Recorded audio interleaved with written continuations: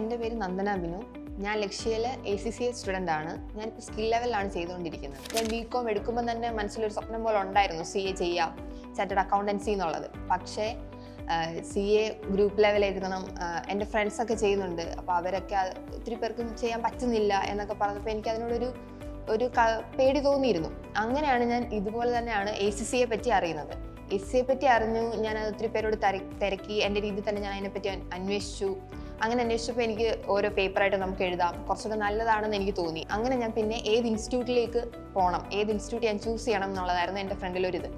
ഞാൻ ഒത്തിരി ഇൻസ്റ്റിറ്റ്യൂട്ടുകളിലൊക്കെ അന്വേഷിച്ചു, ഒത്തിരി പേരോടൊക്കെ തിരക്കി ഏതാണ് നല്ലത്, ACCയ്ക്ക് പറ്റിയത് എവിടെയാണ് എന്നല്ല. എൻ്റെ ഫ്രണ്ട് ലക്ഷ്യയിൽ പഠിച്ചിട്ടുണ്ടായിരുന്നു.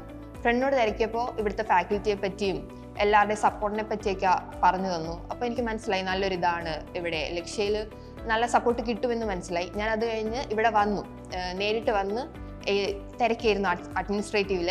അവിടെ ചെന്നപ്പോഴാണ് എനിക്ക് ACCയെ പറ്റി അവരൊന്നുകൂടെ നല്ല ഡീറ്റെയിൽ ആയിട്ട് പറഞ്ഞു തന്നു. എക്സാം സ്ട്രക്ചർ, ഇവിടുത്തെ എങ്ങനെയാണ് പഠിപ്പിക്കുന്ന മെത്തേഡ് എല്ലാം അവരെനിക്ക് പറഞ്ഞു തന്നിരുന്നു. ഞാൻ ഇവിടെ ജോയിൻ ചെയ്തു. ഇപ്പോൾ ഞാൻ 6 പേപ്പേഴ്സ് ക്ലിയർ ചെയ്തു. ഇവിടുത്തെ ഫാക്കൽറ്റി വളരെ നല്ല സപ്പോർട്ടീവ് ആയിരുന്നു. നമുക്ക് എന്ത് ഡൗട്ട് വേണേലും അവരോട് അപ്രോച്ച് ചെയ്യാം, എപ്പം വേണേലും ചോദിച്ചാൽ അവർ പറഞ്ഞു തരും. കറക്റ്റായിട്ട് എക്സാംസ് നടത്തും, ടെസ്റ്റ് എല്ലാം നടത്തും, അത് റിവ്യൂ ചെയ്ത് നമുക്ക് ഫീഡ്ബാക്ക് തരും. നമ്മൾ എവിടെയാണ് ലോവറായിട്ട് നിൽക്കുന്നത്, എവിടെ നമ്മൾ ഇമ്പ്രൂവ് ചെയ്യണം, എങ്ങനെ പഠിച്ചാൽ നമുക്ക് ഇമ്പ്രൂവ് ആക്കാൻ പറ്റും എന്നുള്ളതെല്ലാം തന്നെ ഇവർ തന്നെ നമുക്ക് കൂടെ നിന്ന് പറഞ്ഞു തരും. കോർഡിനേറ്റേഴ്സ് ആണെങ്കിലും മെൻറ്റേഴ്സ് ആണെങ്കിലും എല്ലാവരും നമുക്ക് വളരെ സപ്പോർട്ടീവായിട്ടാണ് നിന്നുകൊണ്ടിരുന്നത്.